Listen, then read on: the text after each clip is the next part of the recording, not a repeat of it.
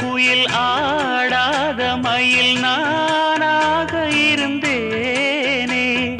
பூவோடு வரும் காற்றாக என்னை நீ சேர தெளிந்தேனே.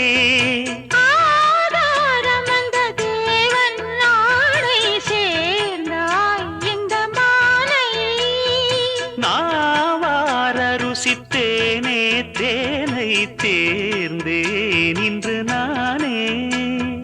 வந்த துணையே வந்து அணையே, அந்த முள்ள சந்திரனை சொந்தம் கொண்ட சுந்தரியே. சாமி கிட்ட சொல்லி வச்சு சேர்ந்தது இந்த செல்ல கிளியே.